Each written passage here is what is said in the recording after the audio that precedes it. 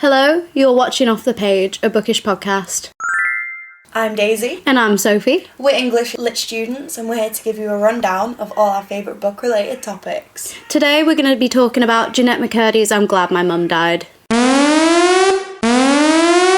Spoiler alert! We're going to be going into detail in this book, so if you haven't already read it, expect the spoilers. Also, a trigger warning. This book goes into detail of sensitive topics that we will be discussing. Okay, so to begin with, I'd like to talk a little bit about Jenette McCurdy, who's now 32.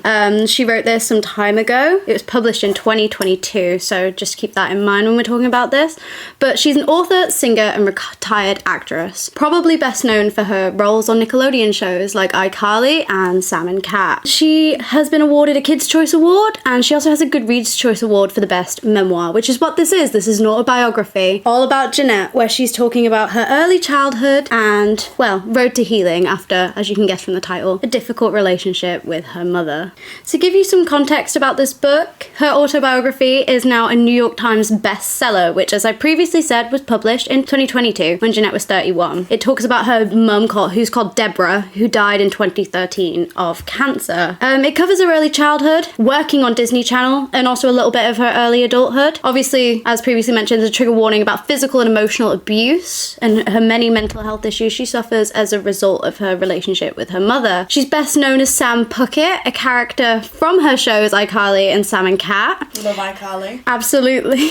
A character that we'll find out is very different from her actual personality. I have a little quote from Jenette here, which she said to Vogue. She says, "It's been truly an honour. I felt so connected to the people that are connecting with the book, and its meaning to me has taken on a new way that I haven't experienced in my previous career."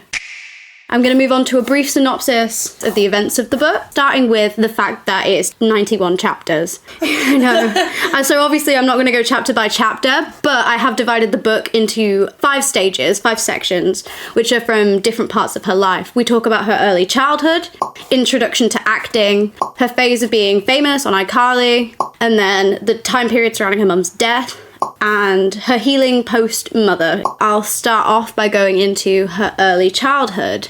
So the quote I picked out that best summarises this as an era for her was, "For as far back as I can remember, the air in the house has felt like a held breath." It's important to note that Jenette's mother was an unstable woman to begin with. She was a hoarder, which affected their home life. She controls everything, and nobody says anything about her hoarding. And I think some context for this is that her mother had previously had cancer when she was 35, so predating a lot of the events of this book. She had already been through that experience. Okay, so she had cancer when she was 35, recovered, and then got cancer again, and that's what... And that's what eventually killed her off. Exactly. It's like a full circle. But the held breath in this house that Jenette is referring to is her mother's cancer. Oh, okay. That everyone feels the need to please her in the sense that obviously she's had this new lease on life. She survived something. And she says that they're waiting for it to come back, essentially, is how she feels growing up. In this period, she's probably between 6 and 9. She's quite young. She's homeschooled by her mother, which is another reason that's very controlling. She's very rarely ever alone. She has 3 brothers and she's around with them constantly. They all sleep in the living room with her mother, who is not sleeping in the same bed as her father, partly due to the hoarding and partly due to their strained relationship, essentially. The father sleeps in the bedroom, on the bed that has a bunch of stuff on it. There's not enough room for 2 people in there. And the mother just prefers to be with her children. Deborah prefers to just be separate from the dad and be with Jenette, essentially. Their household is poor. There's a strain between the parents. The dad works and the mum verbally and physically disrespects him, makes comments about him being useless and that she had other options, say, for partners, and she chose wrong. I have a question. How many siblings does she have? She has 3 older brothers. Oh, okay. Yeah. She doesn't talk too much about them, but they're definitely around, but it's very set that her experience is different from her brother's because she is a girl. Yeah, I was going to mention that. I was going to say, for discussion later on, that'll be something to delve into, I think. Yeah, I think so as well. It's important to note that the mother sees Jenette as an extension of herself, I think because she is female. Also, even at this early age, Jenette is showing signs of OCD, which links to the cancer. She wishes every birthday for her mum's cancer not to return, and she feels as though she has to do that, something that she's doing personally is stopping her mum's cancer from returning.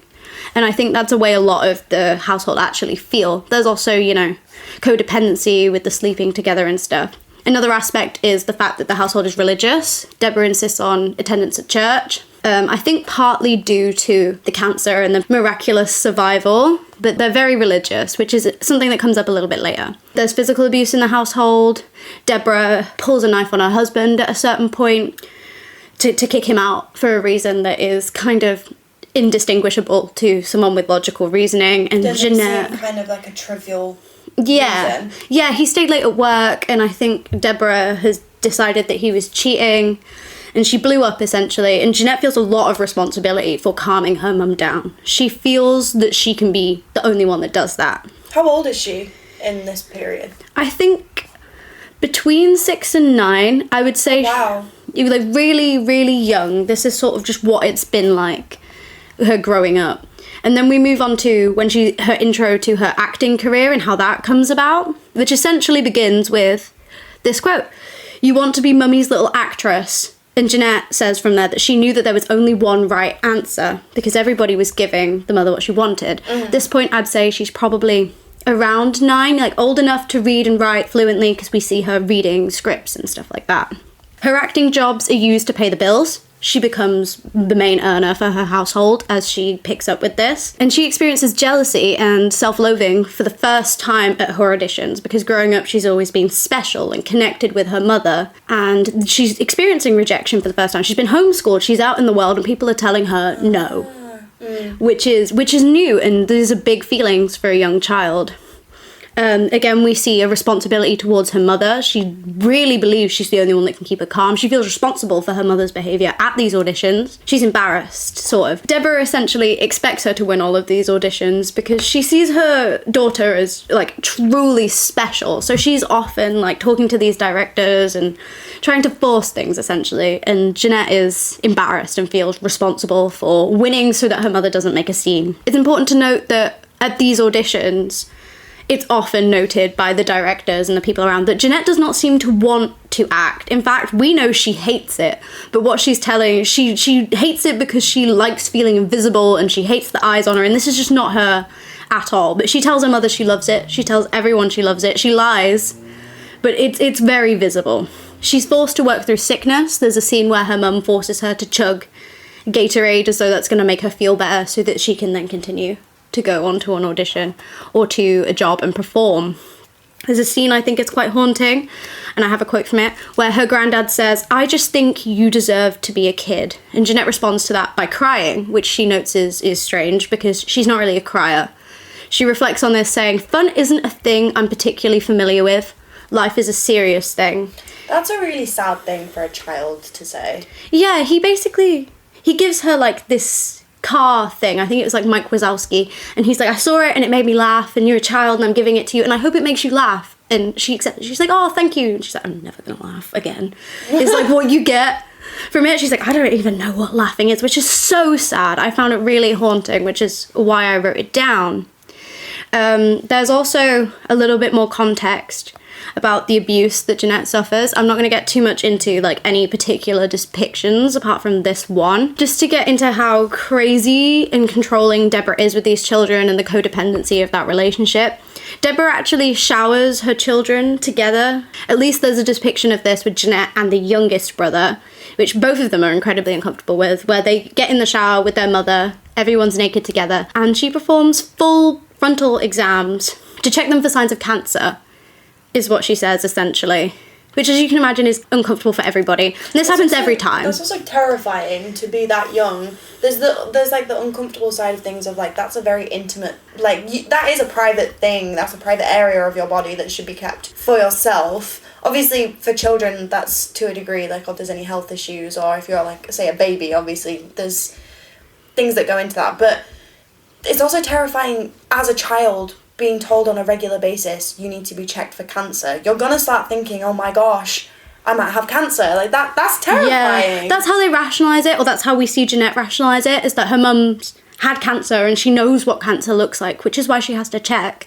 But there's layers to it. Not only is it every shower, and the mum is naked with the child. But there's also a male and a female child of different ages in there together while that's happening. The older brother, I think there's an age gap. I think it might be 3 years. So it gets to a certain point where the older brother is like, I refuse. But it's a very interesting dynamic that Deborah creates in her household where her children don't have boundaries from her, I think is what I'm trying to say with that. Yeah. Also, at this point in her career, Deborah starts comparing Jenette to other children, the other children at the auditions, and starts encouraging her to develop anorexia.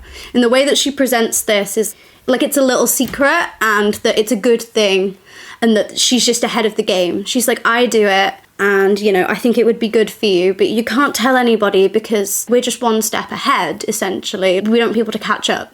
People can't know. And Jenette talks about it a lot, like it's their dirty little secret. Mum is the only one that knows, and they do it together. They skip their meals together, and it's bonding.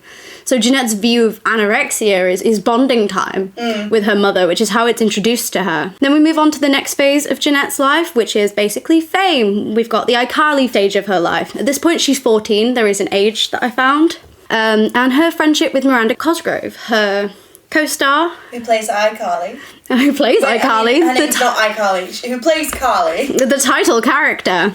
And when she first meets Miranda Cosgrove, she's like, whoa, a Coke and a sidekick. This girl knows what's up. Because Miranda is allowed to drink a Coke and she has a sidekick, which I think is like a phone at the time. Is it? Or is it a Game Boy type situation? No idea. I think it might be a Game Boy, yeah. But she was drinking Coke and she had a sidekick. And Jenette was like, oh my god, wow, you are so cool. Which is a good metaphor for the situation because those are very normal things for kids of 14 to sort of own and have. Miranda ends up being a positive influence and Jenette admires her a lot. They become very good friends and stay friends into adulthood. During this time, Jenette's eating disorder causes a lot of problems for her. She has difficulty because she's playing a character, if you've seen Sam Puckett, that is constantly eating on set, so she struggles with feelings of not being able to eat off of set. There's also obviously mention of the creator, Dan Schneider, and there's not much talked about him there, but he'll come up later. But this is when she starts to reflect on her relationship with her mum. She says, fame has put a wedge between mum and me. She wanted this, I wanted her to have it. Now I have it, I realise she's happy and I'm not. Her happiness came at the cost of mine. I feel robbed and exploited. And then we go to the final shortest two bits, which are leading up to the mum's death and the mum's death. So Jenette has her first couple of boyfriends, which are horrible people. At this point, she's living separately to her mother. She's old enough, she's moved out. Her food issues worsen, being separated from her mum because there's no one stopping her from eating. So she's eating everything and then she's purging it. She's purging and binging because she feels so guilty. She's still living by her mum's rules and then her mum will come in every so often and she'll be like, you've gotten fat. And Jenette is like, oh, I know. It's quite an interesting thing where her mum is still controlling her even though she's not there. A strange dynamic. Yeah, she's feeling guilt for rules that really shouldn't exist and she's just really struggling to cope as an adult. Her mother disowns her and criticises her but still expects her to pay for things. Meanwhile, her mum's getting sicker and sicker with cancer and Jenette's struggling to talk to her, to be near her. But when she dies, which she does die, she dies in the hospital and Jenette manages to get there. And it's quite sad, but Jenette really struggles after that with making decisions without them being controlled. And then we go to the post-mum era, where she says she's fucking tired of being a good sport and she doesn't know how much longer she can be. This is essentially the Sam and Cat era, where we touch on some resentment for Ariana Grande, which Jenette does reflect is due to her own issues and not having these opportunities that she doesn't even understand she doesn't want. But she still feels that sense of competition. She feels there's a full breakdown. She can't really eat, but she does end up reconnecting with her other family members, like her father and her brothers, and talking to them. And it ends with her decision to reclaim her life in going to therapy. She sort of, one of the ending notes is, my mum didn't deserve her pedestal, she was a narcissist, which is kind of a full circle in a certain way. It doesn't end with Jenette being recovered or making good decisions. It sort of ends with Jenette deciding that she wants to live away from what her mum has set up. That's actually a really good... It's a good depiction of trauma, I suppose, because acknowledging it and understanding that it's there is not the same thing as being healed. And sometimes the most important part Actually, no. I would argue the most important part of a healing journey is starting it. Yeah. And like that's actually something that anyone with trauma has to go through. Like that point of recognizing it. I agree. And like that's something everyone who has to go through that healing journey will have to start at that point. I think that's what's beautiful about it, is that she cuts it off there. Yeah. Like, she's given us no answers. Obviously, I've really condensed this, and there's a lot more that goes into her decisions and what comes up in therapy, because you do get some of that. But essentially, it is just ending with her saying, like, I understand that I need to be better, and I have not understood this before. Mm-hmm. That concludes my synopsis. We'll get on to a deeper discussion later. But first, a game. Okay, for this game, we have to read the blurb of a book to the other person, and then they have to write out the first sentence of the book. So I'll read a blurb to Sophie, and then Sophie's going to use a pen and paper, and she's going to write what she thinks the first sentence of that book should be. Okay. Your first book is Darren Shan, Vampire Blood. Mm-hmm. No one expects to pay for their mistakes in blood, but for Darren Shan, life as an ordinary schoolboy is over. In Cirque du Freak, the first book, Darren strikes a deal with a creature of the night that will change his life forever. In The Vampire's Assistant, Darren joins the vampire ranks, but fights the urge to drink human blood. And in Tunnels of Blood, Darren will need all of the luck of the vampires to defeat a savage enemy. So for this one, I wrote, and it is quite short, but I felt like this might be concise. Life for Darren Shan was normal. Well, as normal as it could be, given his big secret. Nice. So the actual first sentence is, I've always been fascinated by spiders. I feel like I was close with the conciseness of it. Daisy, your first book is The Institute by Stephen King. Luke Ellis, a super smart 12-year-old with an exceptional gift, is the latest in a long line of kids abducted and taken to a secret government facility hidden deep in the forest in Maine. Here, kids with special talents, telekinesis and telepathy, like Luke's new friend Kalisha, Nick, Iris, are subjected to a series of experiments. There seems to be no hope of escape until Luke teams up with an even younger boy whose powers of telepathy are off the scale. Meanwhile, far away in a small town in South Carolina, former cop Tim Jameson, looking for the quiet life, has taken a job working for the local sheriff. He doesn't know he's about to take on the biggest case of his career. Okay, I wrote, speeding down bumpy back roads is never fun, but speeding down back roads, thrown into the back of a rusty black van, with your hands and feet roped together and a gag in your mouth, is another level of hell. Ooh! Okay, let's see. The first sentence actually is, half an hour after Tim Jameson's Delta flight was scheduled to leave Tampa for the bright lights and the tall buildings of New York, it was still parked at the gate. Oh. That was anticlimactic. Your next book is The Haunting by Alex Bell. Some curses grow stronger with time. People say that all Cornish inns are haunted, but the Water Witch's history is particularly chilling. Built from the salvaged timber of a cursed ship, the guest house's dark secrets go further back than anyone can remember. Emma is permanently confined to a wheelchair after an accident at the Water Witch, which took place when she was 10. 7 years later, she decides to return to the place where the awful event occurred, but the ancient inn still holds its ghosts, and one spirit is more vengeful than ever. For this one I wrote, there it stood, as daunting as ever. For Emma, the ancient inn would forever be a place of misery. The actual first sentence. Here are the first 3 things I learned about being in a wheelchair. 1, you have to ask for help all the time. Perfect. Not close at all with that one. Moving on to our last book. This one's name is Powerless by Lauren Roberts. The elites have possessed powers for decades, gifted to them by the plague, while those born ordinary are just that. Banished from the kingdom of Elia and shunned from society. No one knows this better than Peyton Gray, an ordinary posing as a psychic to blend in with the elites. When she unsuspectingly saves the lives of one of Elia's princes, Kai Aza, she's thrown into the purging trials, a brutal competition showcasing the elites' powers. If the trials and the opponents within them don't kill her, the prince she's fighting feelings for will if he discovers what Peyton is, completely ordinary. I wrote, imagine living in a world where being a mutation made you special and being ordinary would get you killed. Woo! Okay, what's the actual first sentence? Our first sentence is, thick hot liquid runs down my arm. And the next sentence is blood. Oh. Just to frame that a little bit. Damn, okay. All right, so that's the end of the game. Moving forward, we're going back to our discussion of I'm glad my mum died. We're going to be looking now at reviews of the book. I've compiled some here from both critics and also just the general public, mostly Goodreads. It's important to note before we start that overall this book is rated 4.4 stars on Goodreads, and I'll give you the star rating of the other reviews as we go. Okay, so another Goodreads review.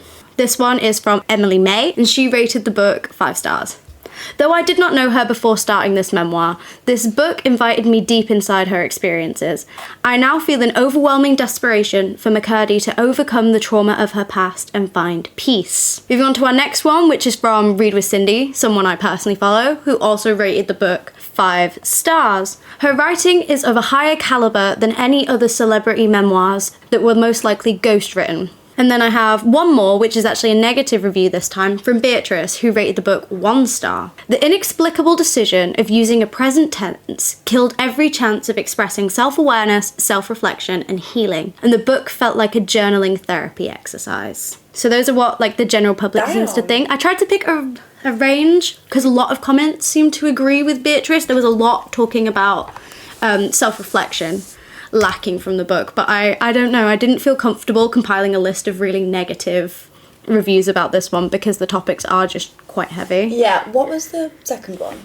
The second one was that her writing is of a higher caliber than any other celebrity memoirs that Cindy's read. They were most likely ghostwritten. I feel like, especially with the way it's described, the synopsis that you gave, it really comes across like she wrote it herself. I kind of see what the second review is getting at, where a lot of the time when you read a memoir from a celebrity or someone who's well known, you can really tell that they didn't write it themselves. Mm-hmm. But the vibe of this is very different. It really does come across that it was written by her. Yeah, I researched some of McCurdy's interviews as well, and the tone is really her. It really is the way that she speaks. So if it was ghostwritten, it was a hell of a good ghostwriter. Yeah.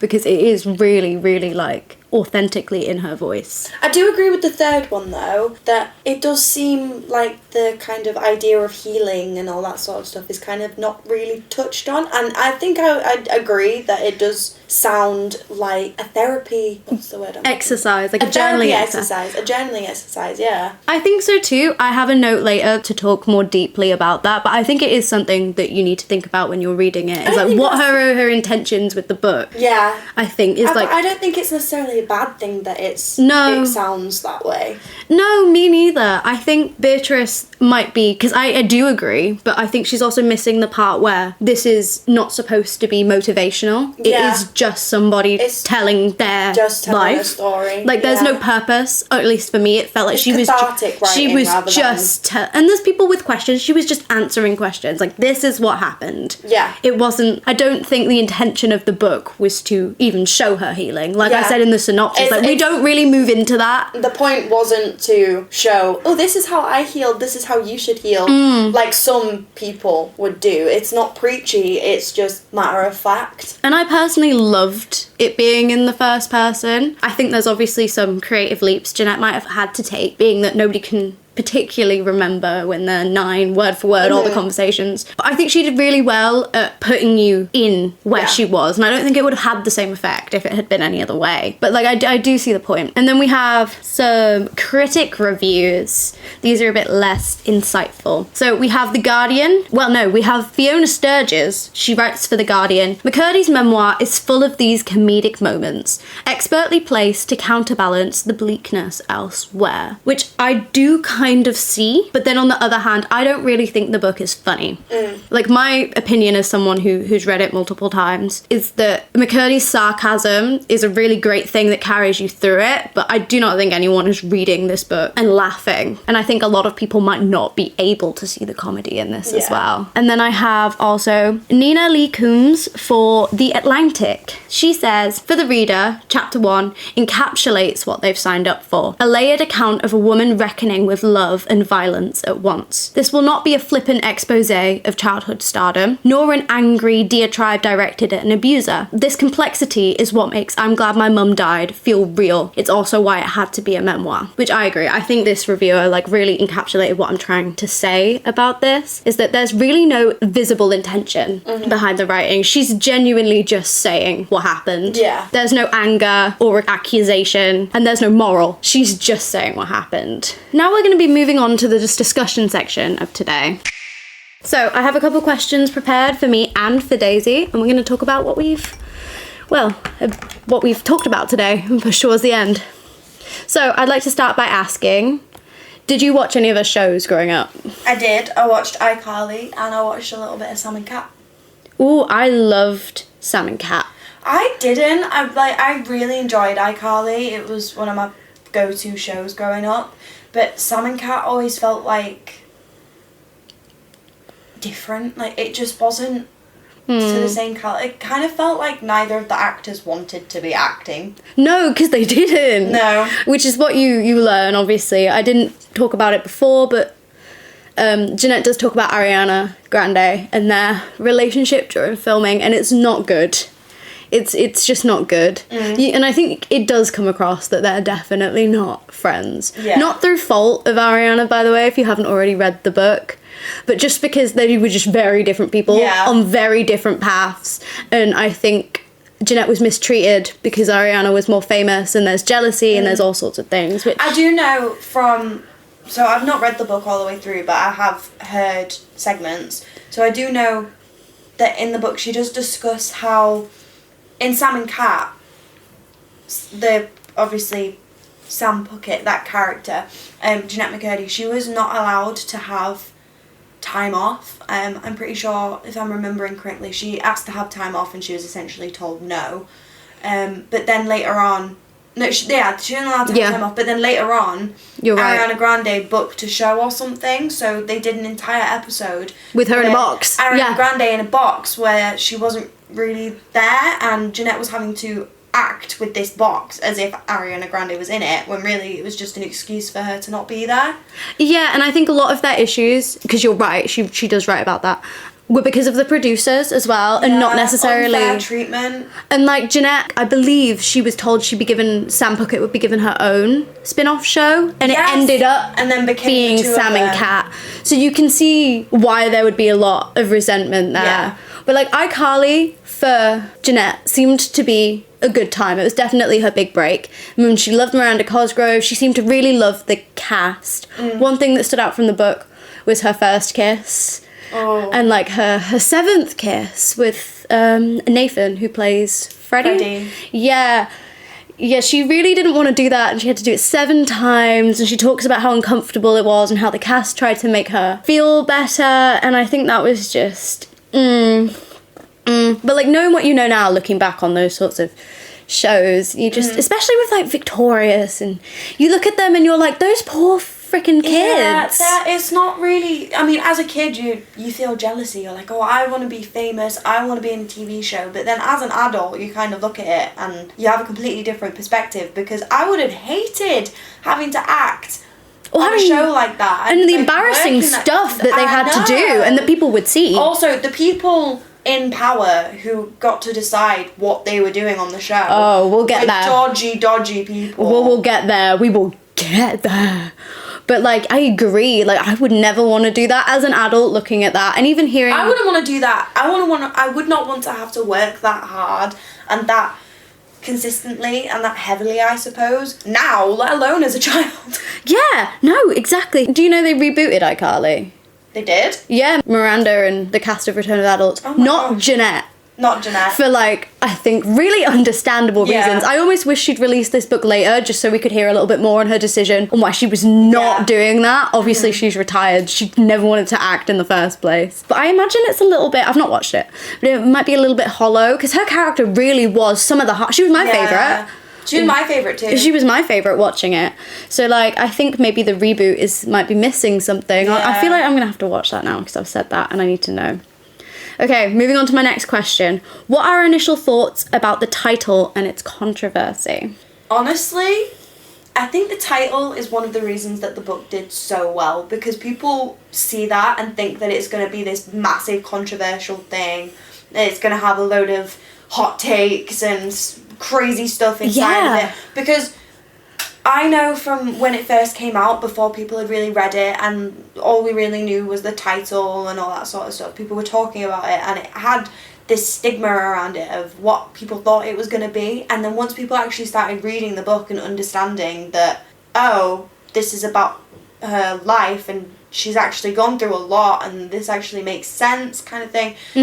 I can't remember what point I was making, but yeah, I think it was a very eye-catching, attention-grabbing title, and I think that's one of the reasons that it had so much success, is because people are taking it off the shelf and going, what is this? I need to read it. It's divisive as well. I've seen a lot of conversations like, should she have titled it that? Is that an okay thing to say? Her mum died of cancer. It's her mum, but her mum was an abuser. And like, you really have to read it to understand why the title is what it is. Yeah. But it's definitely a big reason why people might open up the book. I think you shouldn't judge the title until you've read the book, or had context on the book at least. Because sure, if her mum was an amazing saint and she said that about her, then fair enough, what the heck are you doing? Don't say that about your mum. But when you've had such a difficult relationship with a parent, saying something like, I'm glad they're dead, it doesn't necessarily mean you're happy they're dead, but it does mean it's more about the relief that you feel about no longer having to maintain that sort of relationship. I think you've hit the nose on the head with it. I think it really encapsulates the whole book. It's that she's been afraid of her mum dying this whole time. And then she dies and she realises, actually, I'm bloody free. And I think what you said is it does a really good job, once you've read it, of encapsulating everything that's going on there. And I think, again, like, you really wouldn't understand that unless you knew anything about Jenette. And it's so controversial, and I love it, and it makes people want to read it. It is the phrase, don't judge a book by its cover. Yeah, absolutely. The title brings all of these conceptions into your head, but you have to read it to actually understand what the heck you're even on about. Like, I feel like you cannot speak on this book's title, this book's blurb. Unless you have the context. Unless you've read it. Unless you've heard Jenette's words herself. Because like, it's a big claim, and it's her claim. And like, the whole book is almost her defending it, or her explaining it. She doesn't make attempts to convince you. It's just her saying, I'm glad, and here's why. And I really like that. I loved it as a title. I thought it was great. Moving on to her book's success. Do we think it would have reached such a wide audience if she wasn't already famous? Yes and no. I feel like a lot of people picked it up knowing who she was. And it reached a lot of people because they knew who she was. However, going back to the title, because of the title that it is. Also, if you haven't seen the cover of the book, you should go and look at it. But it is quite an eye-catching book. It's bright yellow. It's bright. It's colourful. It is something. It's also, when it first came out, it was a hardback. I have the hardback. Yeah, I was going to say, I think majority of the copies are hardbacks. And oftentimes with hardbacks, they stand out more in a bookshop anyway. But then, say if you're not in Waterstone, say if you've just gone into W.H. Smith and going to get your toothpaste and you walk past the book section, that is a book that's going to stick out. It is. Because of the colours, but the colours catch your eye, and then you read the title. I'd also like to say the title is huge on the cover. So you see the colour, it catches your eye, you find yourself looking at it, you read the title, and then I think it's smart. I think, because I wrote for this, yes and no. I think the book's marketing has chops all on its own. I think the book's writing and the book's content has chops all on its own. But I also think, given the relevancy at the time of discussions surrounding like Disney Channel and Dan Schneider and Ariana Grande, which were all controversies whirling around at that point in time, that may have boosted it, because she has the answers to a lot of commonly asked questions in that time period. She had the insider scoop that everyone was craving in that period. My worry is a lot of people might have read this for those reasons, but I think you would come away more invested in her. Because, like, you know, what you learn about Ariana Grande was that actually she really didn't do anything wrong but pursue her music career, and a lot of the animosity caused there was by Dan Schneider and by the production. Yeah, production people and behind the scenes that were kind of pitting them against each other, really. Yeah, because, you know, she gives you that insight is that it's really not the stars, the young women, the young men, that are the root cause of the issue, because they are all so young. It's actually the bigger corporation type of thing. So I think she didn't really give people the scoop they wanted. I feel like they wanted her to sit there and be like, this person did this and this person did this, but she really kept it about her and her experience. And I really respect that. So I think people reading it for that reason. I think that can be really hard to do as well. The fact that she kept it about herself and didn't start going into all of these details about everybody else and keeping it her story can be really difficult when you're talking about your own experiences, because it's very easy to get into the he said, she said. Yeah, exactly. And I really admire it. I think, you know, going back to the review where someone said there's not a lot of self-reflection, I think when she's talking about Ariana Grande, it's one of the times she does self-reflect, and Jenette, I respect her a lot, makes it clear that she hated her, but not really for anything inside of Ariana's control. Yeah. They were just very separate people that weren't friends, that were having to work together. I appreciate the nonchalance around that, because it's completely valid to just not like someone. You don't have to like everyone you meet, and you don't have to have a reason for not liking someone. Not everyone is going to be your friend, and you don't have to be everyone else's friend. They were co-workers. It's so toxic the way that they're like, you know, all of these stars are friends. Like, they were co-workers. They showed up to work and they worked and then they went home. And that was kind of it. That's it. And that's how it is with all of us in our jobs. Mm-hmm. Which is, I just thought it was really bold of Jenette. Well, not bold, but really honest and really moral of her to like really stay true to that I was just going through a lot, and like, you know, there was shit going on, and like I was going through a lot, and I just hated her. It's brave as well, considering how big Ariana Grande is as well. Yeah, Ariana Grande turned around and was like, how dare you say that about me in your book? Like, that is career ending. And it would have been really easy to give the scoop, like, Ariana did this, like you said, and Ariana did that, but she doesn't really do that. No. She just points out, like you said, the box incident and stuff. She's like, it just all made me hate her, and it wasn't necessarily her. Yeah, Ariana Grande didn't do anything wrong by reaching for her career, but you can also see how resentment would build. Yeah, especially when that, like, obviously Jenette didn't want that life, but she's been conditioned to believe that's what she has to do. And she felt like she was losing. Yeah, so then seeing someone, like, it's literally, Sam and Kat they're supposed to be equals. They're supposed to be, it's their show shared together. They're supposed to get the same opportunities out of it. She's finally the lead, but Ariana Grande's getting all of the opportunities, and you don't understand why, and then you feel all of the guilt of like, oh, well, I'm supposed to be doing all of this stuff. Like, she's been conditioned to feel like she has to do all of that stuff, and that she's a failure if she doesn't. So of course she's going to resent Ariana when she doesn't see any reason why Ariana should be successful over her. Also, Ariana was singing. Jenette didn't even want to sing. It was the success and the envy and the treatment difference between them both. For me, at least in my reading, that seemed to be the issue. Okay, moving on to my next question.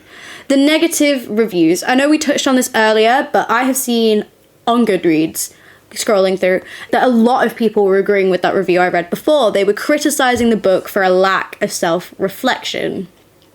Now, I personally think that she does self-reflect. It is kind of sparse. But I also think that that's fair enough, because that is not the main intention or focus of her book. I wanted to know what you thought. No, I agree. I think if the intention had clearly been that she was self-reflecting and healing and building and all that sort of stuff, then yeah, fair enough. But I think you are right. It is very evident that that is not the point of what that isn't the point she was trying to make. All she was trying to do was lay out her truth, and that is, by the sounds of things, what she did. Yeah, I think so. And even when you look at the book, when you look at the cover and the blood, it's pretty blank. Like, there's nothing on there particularly, like, making any sort of claim. Mm-hmm. Like, it's literally like, I'm glad my mum died. Here's a picture of Jenette McCurdy. Boom, go. Like, it's not promising anything other than what it is, which is a recount of events. It's a memoir. It's an autobiography. And that's kind of just it. So when I see those reviews, I'm like, but Jenette doesn't owe anybody self-reflection. Mm-hmm. Like, maybe that's not a place where she was at when she was writing it. Or maybe that's private. Yeah, maybe that's not something that she wants to delve into. Like, exactly. And I think you have to consider the intentions of a book, especially books like these. Like, why was it written? And what was she trying to say before you start trying to judge those sort of things? And I think it did exactly what it claimed it was going to do. I also feel like, rather than looking at it in the lens of, oh, this is supposed to be a book about healing and self-reflection, maybe it's just a commentary on child actors. Maybe it's just a commentary on how the people that are famous, that you think you know because you watch them on TV, you know nothing about them. Because we didn't know this was going on in her life until she told us. We didn't know that. It's not even something that you would think about. You see all of these people on TV or on stage, and all you see is that persona, that famous persona, the celebrity. Yeah. Or even the character. Sometimes you don't even see the person behind the character, but maybe this book is her trying to say there is a person behind the celebrity or behind the character with a life that you know nothing about, and sometimes it's really awful. Just because someone is in a position that you envy doesn't mean that they're in a better position in life. They could be a lot worse off than you because you don't know the whole story. I agree. I definitely think it could be that. I don't claim to know Jenette's intentions. No, of course not. But it also could have literally just been her venting, which she's more than entitled to do. We all bought it. We all read it. Like, maybe she just wanted to talk. Maybe it is a journaling therapy exercise. And maybe she was like, hell, I can make money off of this. People will buy this.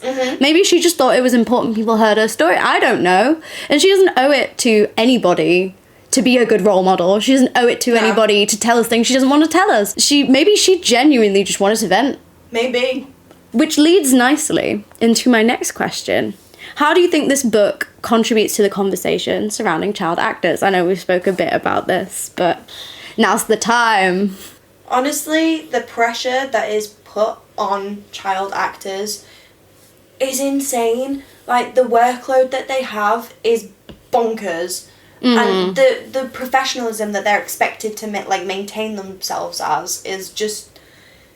It's so unmanageable. It's so unobtainable as well. To be a child actor means you don't have a childhood.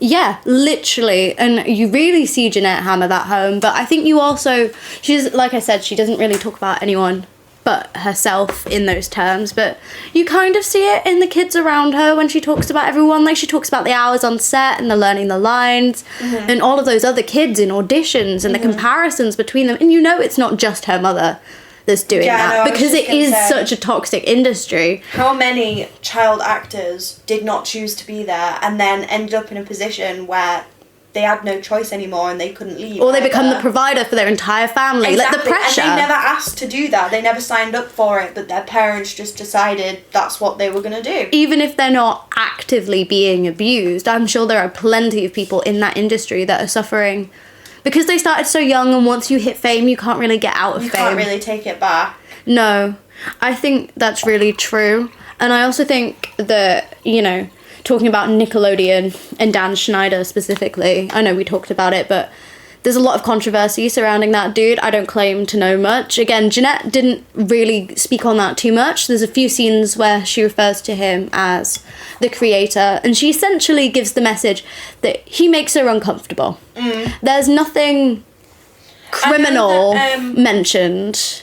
Him specifically, any child actor that had to deal with Dan Schneider, I feel sorry for. I have empathy for, because even if they didn't personally experience something by him, he was dodgy. And I'm sorry, but things like in Victorious, there was weird things going on with the feet. With the feet, yeah. Weird things going on with that people being told to put things in their mouths and suck on things. Yeah, Ariana Grande and those little weird web tapes of her putting a foot in her mouth. That comes to mind. Like the end clips for Victorious, yeah. Yeah. They're very, very strange. So I completely believe and understand saying that he made her uncomfortable. Like, I fully believe that.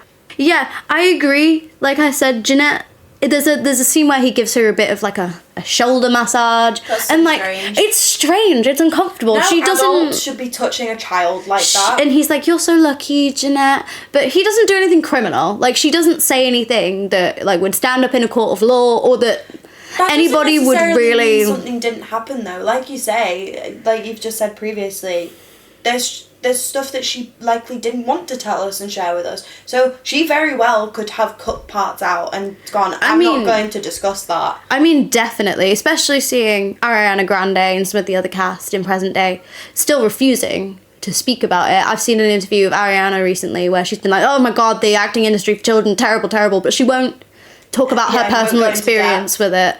And I think, I mean, probably a lot of these people are traumatized, and if they're not, there's non-disclosure agreements, there's public backlash, there's definitely stakes to talking about it. Yeah. And I don't think a lot of them are going to want to, and I think we should respect them for that. I think there needs to be a lot more laws and regulations around child acting.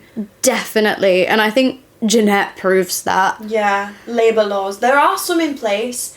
Obviously, go back a few years and there were none. Yeah. Which is currently actually an issue for social media.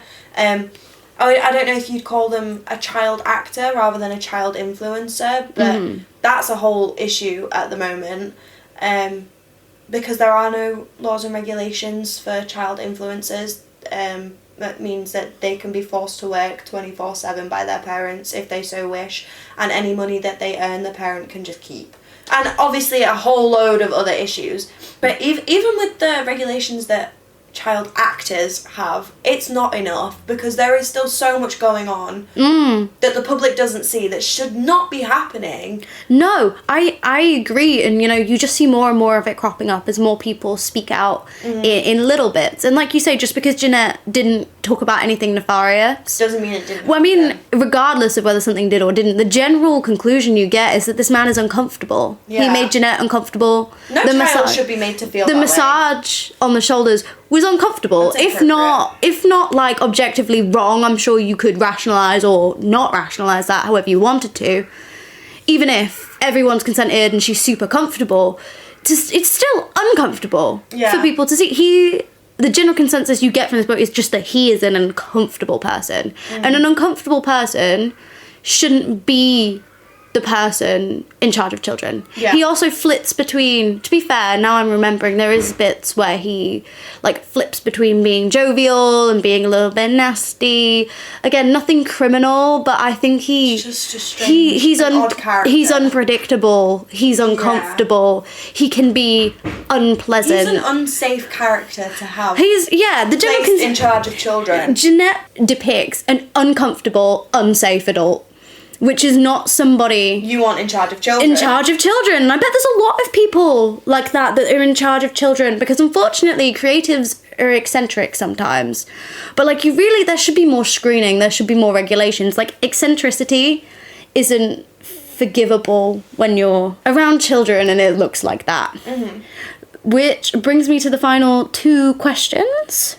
If she were to continue the narrative in another book, what would you like to hear from her?